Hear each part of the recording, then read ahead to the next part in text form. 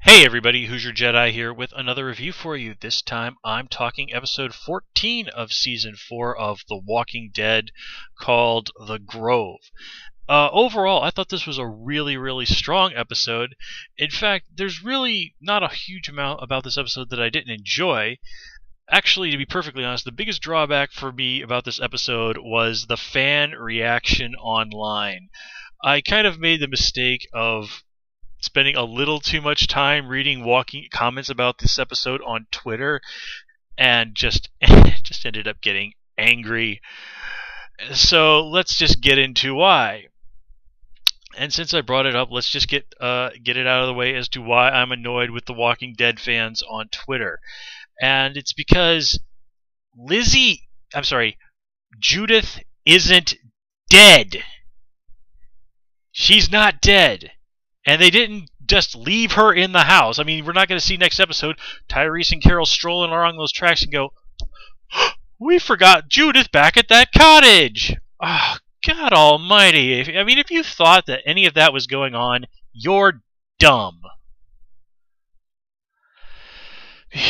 Okay, so let's get into what was going on here. A lot of people was like, well, we didn't see Carol and Tyrese carrying baby Judith.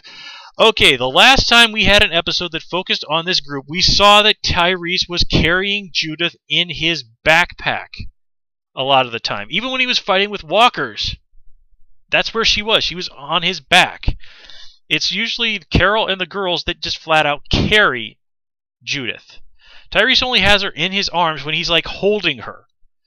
Alright? You see lots of parents these days who carry their kids. Well, actually, these days it's more they carry them in the front in those koala-style things.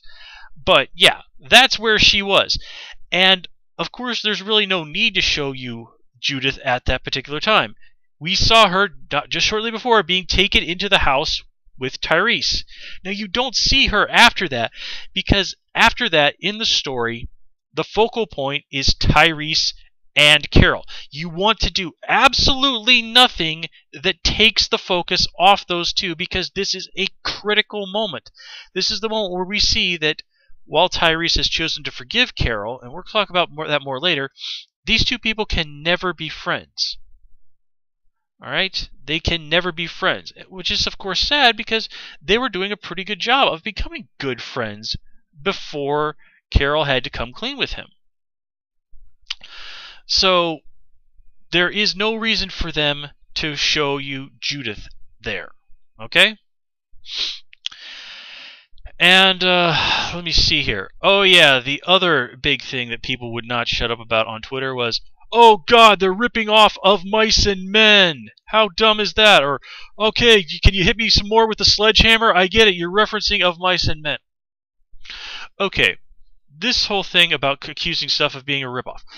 If something is a ripoff, it basically files the serial numbers off the original and adds absolutely nothing in terms of originality to its final product. That is basically the best reference I have ever seen for when something isn't a ripoff. It comes from, well, that's basically me paraphrasing Chuck from the SF Debris website, which is a really cool site, incidentally, if you like reviews of sci-fi stuff.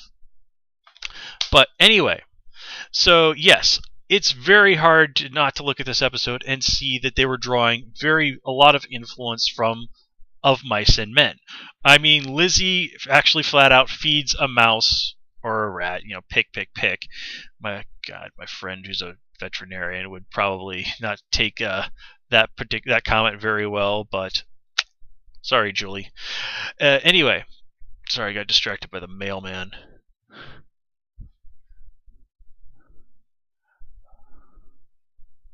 Okay, sorry, I thought he was pulling into my driveway. Okay, so anyway, getting back to things. Yes, okay, as I was saying, yes, this is obviously taking a lot of elements from Of Mice and Men. But frankly, if you were to try ripping off Of Mice and Men, you would have to have had Carol kill Micah and not Lizzie.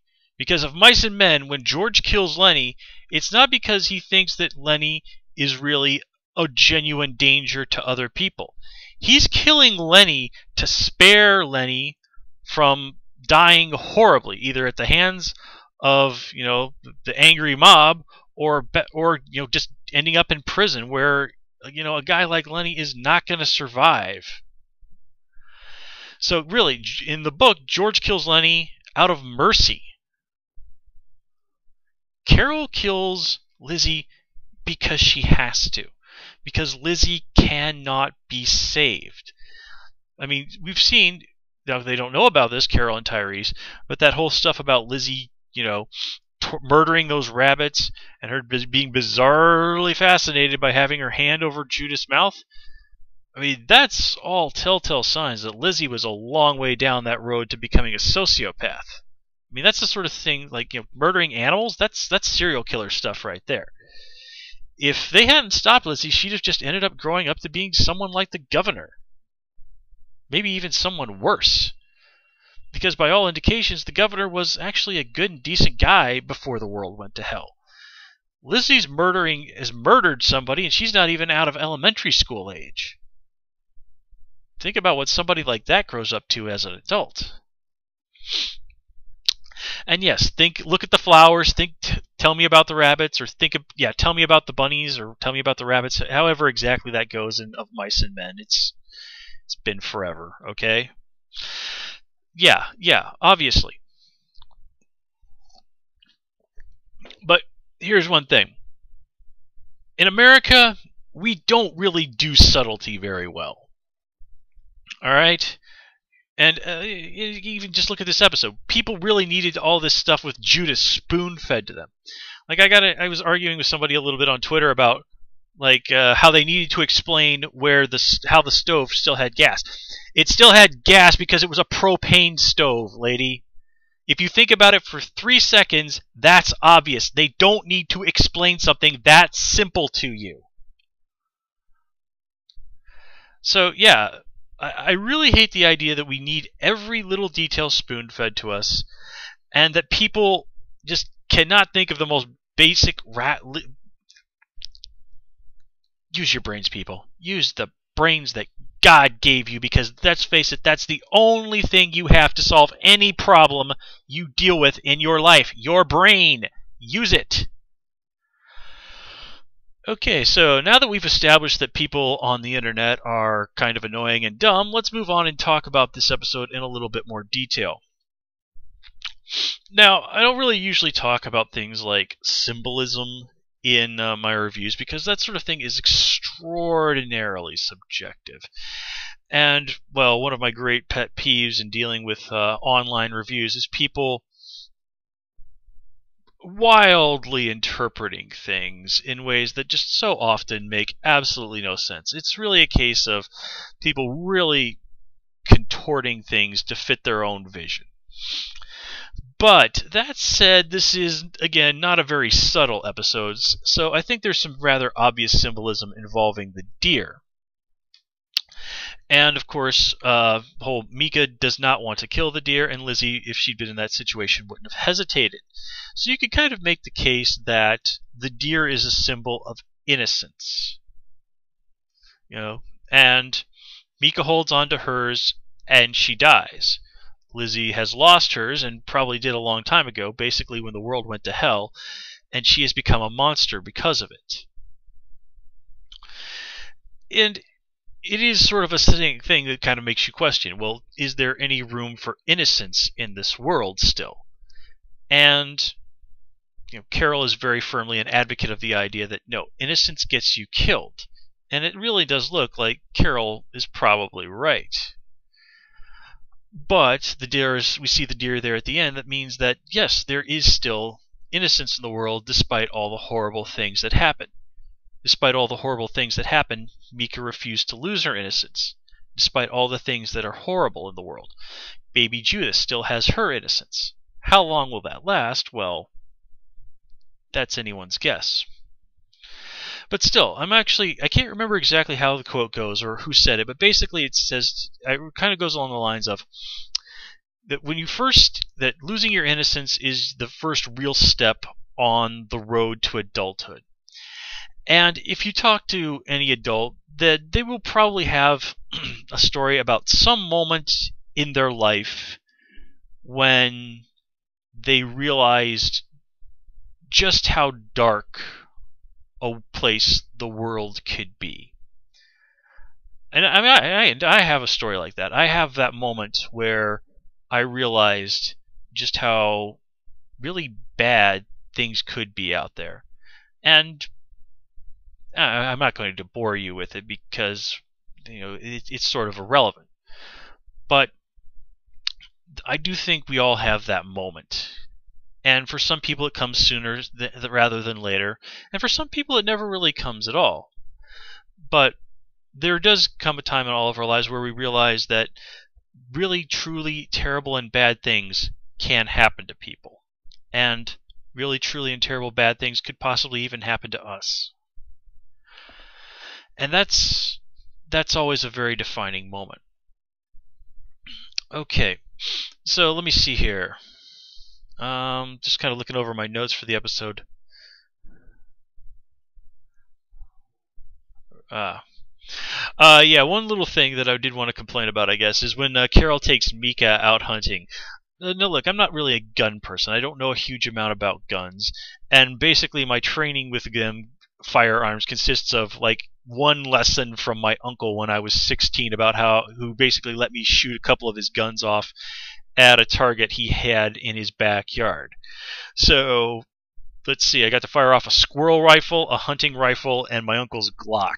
And I discovered that if I need to, I can hit a refrigerator door with reasonable accuracy from a decent pace. But one thing I also learned is that if you're going to fire a rifle, you need to properly brace it against your shoulder. And I was like, Carol, for the love of God, tell Mika to brace that rifle or she's going to hurt herself. So yeah, you fail on gun safety there, Carol.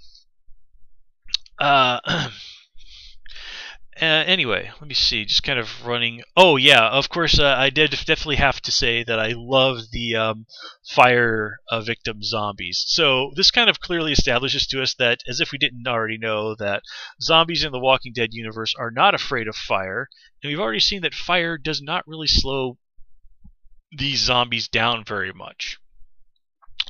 And in fact, if you think about it, that fire was actually probably the moonshiner cabin that Daryl and Beth burned down. And these zombies might have even been the ones that we saw wandering around outside the cabin as they made their escape. So this really does confirm that the characters are actually probably in very close proximity to each other. It's just that they have no real way of knowing where the others are or communicating, and that's of course what's causing all the problems, and why Terminus is obviously going to become such a big deal. So let me see. I also really liked the comment about about being haunted. It actually oddly reminds me of that line from Star Trek Generations. And if you've watched that movie, that very, very disappointing movie, Dr. Solon is always saying, "Time is the fire in which we burns." And time is the fire in which we burn. But at the end of it, Captain Picard says that maybe Solon was wrong. Maybe time is a companion that reminds us to cherish every moment. And they do kind of draw that parallel here. Are we being haunted or are we being reminded of things? And actually, I've always kind of thought that, in one of these worlds where there was a zombie outbreak, you can't help wonder if people might sort of see the world as being haunted, by all the people who died. So you'd have both ghosts and zombies constantly plaguing people. But anyway, getting on to things. Now, the scene where Carol kind of confesses what happened to Tyrese. Now, I loved that scene. That was really, really tense. It was really well done. And you just really had to wonder if Tyrese wasn't just going to grab that gun and blow Carol's head off right there. Which, of course, also explains why Judith wasn't in the room. Carol would have made sure she was somewhere else. Because, having a baby in the room when someone blows your head off, not really something you want. And what I really liked about that scene also, of course, is that it's all communicated wonderfully, in just Tyrese is not really a verbal person. He's not a guy who sits around and makes speeches. It's all in his body language. And I love how when he and just having him forgive her is just really great drama. Because of course, to err is human, to forgive is divine. And Tyrese has made a very powerful choice there, a very powerful moral choice. And he has probably made easily the right moral choice. He's chosen to forgive Carol. But, all things come with a price. And as I said, Tyrese and Carol had been developing a really good, very strong friendship. And now that can never be. Tyrese even says, I'll forgive you, but I'll never forget this. I mean, there's always going to be that wall. And that's the price that Carol is going to have to pay. And Tyrese puts it very succinctly. It's a part of you now, and it's a part of me. Because the good and the bad we do in life, that's a part of us, always. And it's a part of the people that we're around. So you really have to stop and think. Look at the influence you've had on the world. Have you made good things a part of other people, good things a part of yourself, or have you made bad things a part of yourself, or bad things a part of other people? Now, as we go through life, it's inevitable that we do both, or hopefully at least we do some good in our lives. But some bad is just simply inevitable. The real weight, the real worth of a person's life is ultimately, when it's over, whether or not the good outweighs the bad. But in the world that our characters find themselves in, the lines on that are so blurred because survival is just simply not a given anymore. The world is full of so much bad. Not just human bad, but literally full of monsters. Doing good is so much harder now. But then again, that's what makes a genuine act of good, such as forgiveness, so extraordinarily powerful. And even in our world, where there aren't horrible monsters roaming around outside our doors, just ordinary human ones, forgiveness is still an extraordinarily powerful thing, which is why all religions and philosophies speak well of it. Something to think about. Anyway, guys, that's all I have for you this time around. As always, please comment, rate, and subscribe. And of course, you can follow me on Twitter at Who's Your Jedi. Till next time, take care and have a good one.